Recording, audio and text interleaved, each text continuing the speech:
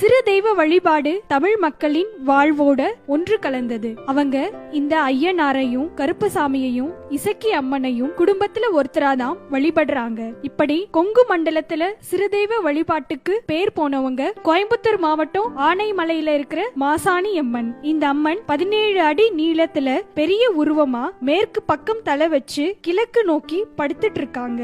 உலகத்துல வேற எங்கேயும் இப்படி படுத்த நிலையில இருக்கிற அம்மனை பார்க்க முடியாது. இந்த அம்மனுக்கு கால் மாட்டுல அசுரன் ஒருத்தரோட உருவமும் அதுக்கு பக்கத்துல நின்னுட்டு இருக்கிற மாசாணி அம்மன் சிலையும் இருக்கு. யார் இந்த மாசாணி அம்மன்? ஏன் இவங்க மயானத்துல போய் படுத்திருக்காங்க? கொஞ்சம் ஆராய்ச்சி பண்ணா 3 விதமான கதைகள் நமக்கு கிடைக்குது. முதலாவது, ராவணனை அழிக்கிறதுக்காக ராமபிரான் உருவாக்குன பராசக்தி வடிவம் தான் மாசாணி அம்மன் செவிவழி கதைகள் சொல்லுது. இதுக்கு ஆதாரமா கோயில் மண்டப சுவர்ல ராமனோட வரலாற்று ஓவியங்களும் வரையப்பட்டிருக்கு. இரண்டாவது, ஆனைமலை பகுதியை நன்னங்கிற குறுநில மன்னன் ஆண்டு வந்ததாகவும் அவர் வச்சிருந்த ஒரு அபூர்வ மாமரத்தோட கனிய எங்கிருந்தோ வந்த ஒரு பெண் சாப்பிட அவளை அரசர் துடிக்க துடிக்க கொன்னதாகவும் இந்த நன்னனை பழி வாங்கறதுக்காக அதே பெண் மயான தேவதை மாசாணி அம்மனா படுத்ததாகவும் ஒரு பழங்கதை சொல்றாங்க.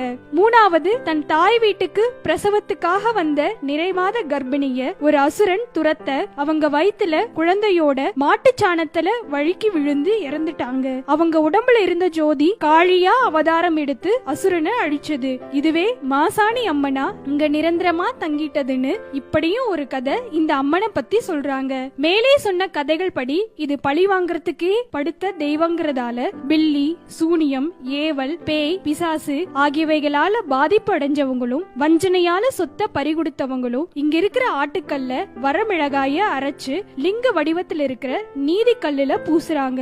அவங்களுக்கு 3 அமாவாசைக்குள்ள நிச்சயம் நியாயம் கிடைக்குது. இது இந்த தெய்வத்தோட நீதி தன்மைக்கு இப்பவும் எடுத்துக்காட்டா இருக்கு. மாசாணி அம்மனை தவிர பேச்சியம்மன், கருப்பசாமி, சப்த கன்னியர்களும் இந்த கோயில்ல இருக்காங்க. குழந்தை பேரின்மை, பெண்களின் மாத பிரச்சனை போன்றவற்றை தீர்க்கும் இந்த அம்மனுக்கு தை மாசம் 18 நாள் நடக்கும் குண்டம் திருவிழா ரொம்பவும் விசேஷம். அப்போ சுமார் 2 ஏக்கர் பரப்பளவுல தீ குண்டம் போட்டு பெருமளவு பக்தர்கள் வேண்டுதல்களோட எரியும் நெருப்பையும் பார்க்காம நடந்து வராங்க. இதுல 14வது நாள் இரவு முழுக்க மயான பூஜையும் நடைபெறும். கடைசி நாள்ல மாசாணி அம்மன் தங்கத்தேர்ல பவனி வருவாங்க. பெரு தெய்வங்களான சிவனுக்கும் பெருமாளுக்கும் சரிசமமா கொங்கு மண்டலத்துல புகழ்பெற்ற மாசாணி அம்மன் பல பேரோட குல தெய்வமாகவும் இஷ்ட தெய்வமாகவும் இருந்துட்டு யாராலும் மறைக்க முடியாத நீதியை எப்பவும் நிலைநாட்டுறாங்க.